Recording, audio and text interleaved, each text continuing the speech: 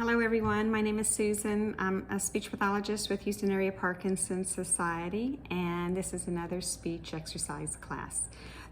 What we will be working on is the same thing we've been working on with the other classes, and I change up the cognitive or the critical thinking tasks, and we're going to do some logical solutions, or sometimes I call them brain teasers. Okay, so what we're going to do, we're working on breath support, voice, swallowing, and inflections of the voice. So all these exercises are ones that we need to do daily if you can.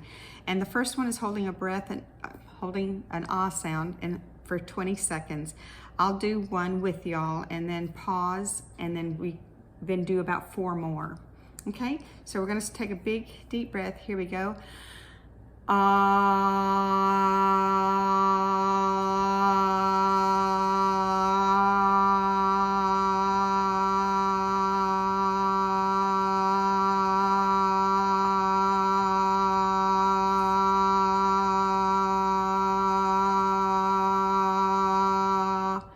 Great. Pause the video and do it about 4 more times.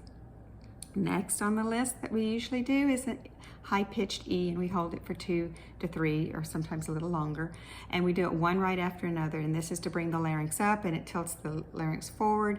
The vocal cords are thinned out a little bit, so it gives us a higher pitch, but we do need to have that in the inflections of our voice when we're speaking. And typical of Parkinson's, you lose the inflections and you become more like a monotone voice. So here we go. We're going to do a high-pitched E sound. Good again. Good again. Again. Again. Again.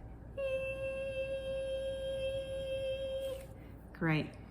Next on the list that we usually do is puckering our lips. This is a muscle that goes around the lips. It's called the orbicularis, and we want to contract that muscle. We want to make sure we have good labial seal when we're swallowing and when we're not talking or watching TV, and that would help monitor the saliva and manage it and swallow more often, so that we reduce that drooling that sometimes is associated with Parkinson's in the later stages. So you're going to pucker your lips for 60 seconds and do that and hold it. And keep holding. You might want to pause the video because I'm not going to be holding it for 60 seconds, because, and then continue. So for 60 seconds.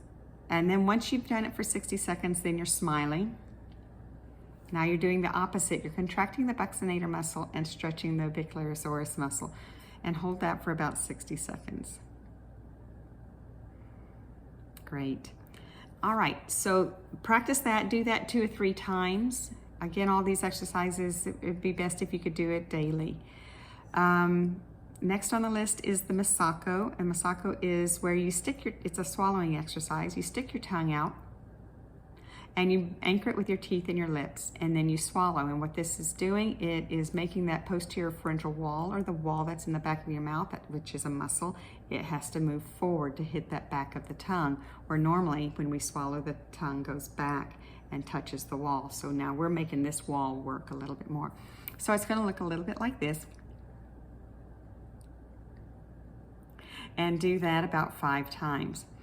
And after you've done it 5 times, then you want to do the Mendelssohn. And the Mendelssohn is where you're stopping in the middle or holding your breath for 3 to 5 seconds in the middle of a swallow. So if you watch me, you can see a strain on my face because I'm not breathing.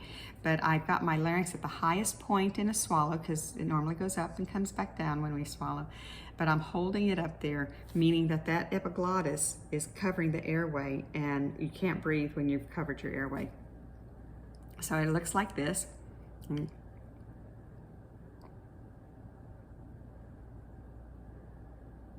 And then relax. Can't breathe during that time, so there's a little bit of strain or stress on the face. Next on the list is the breathing.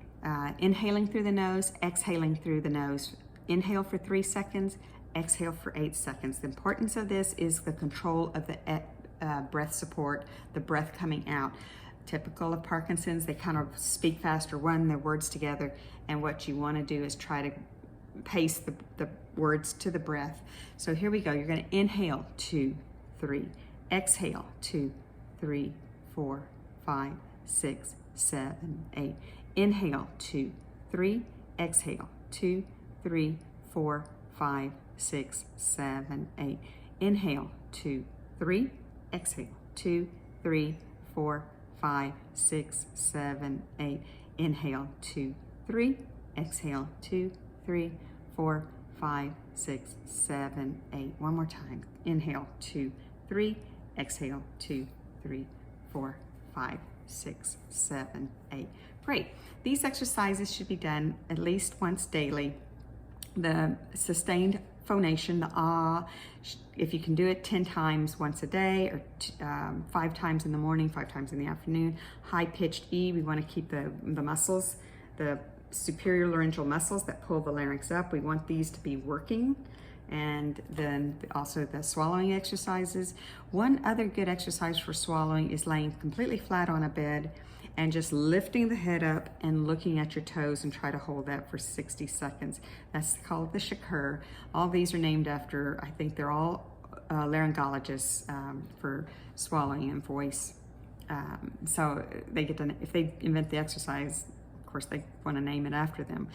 But you're doing that and you're holding it for 60 seconds, and try to do that about 3 times. So you're just laying flat on the bed or on the floor, just lifting just the head up, keeping the shoulders back and on the floor, and looking at your toes for about 60 seconds, or as long as you can hold it.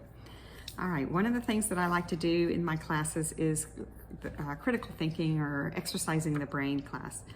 So one of them is, what I'm going to do is I'm going to give you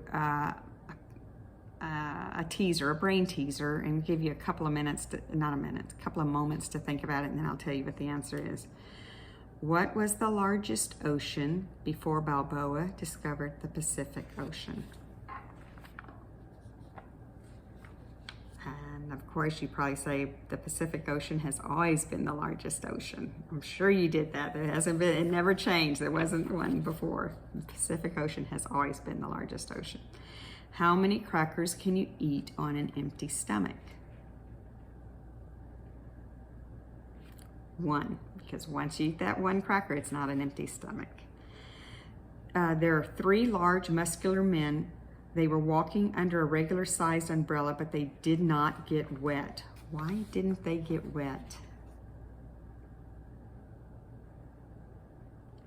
It wasn't raining. Maybe they were just keeping the sun off of them. When can a box be filled with so it is lighter than when it was full of air? So what can a box be filled with so that it is lighter than when it was full of air? And if you said holes, you got it. That's great.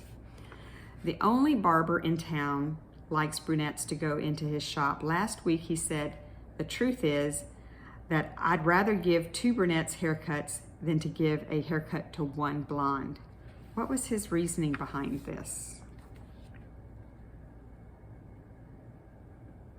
Because he earns twice as much giving haircuts to 2 women than he does to 1 woman. So that's why he prefers 2 brunettes to 1 blonde. If he could be backwards, he could say, I'd rather give 2 haircuts to a blonde than 1 haircut to a brunette. Then it's because he's getting paid for 2 haircuts. All right. A mother has 6 children and 5 potatoes. How can she feed each an equal amount of potatoes without using fractions? I bet a lot of you can figure this one out growing up. You make mashed potatoes out of them. All right, let's do another one. Laura decides to ride her white stallion into the forest. How far into the forest can she go? She's riding it into the forest. She rides it halfway, because after she is halfway in, she is coming out of the forest. My friend Carolyn, the butcher, wears a size 10 shoe, and she is 5 feet tall and wears a size 9 coat. What does she weigh? The key word was when I said my friend Carolyn, the butcher. What does she weigh? She weighs meat. Okay, let's try one more. Last night, my Aunt Linda was able to turn her bedroom light off and get into bed before the room was dark. The light switch and the bed are 12 feet apart, so how did she do this?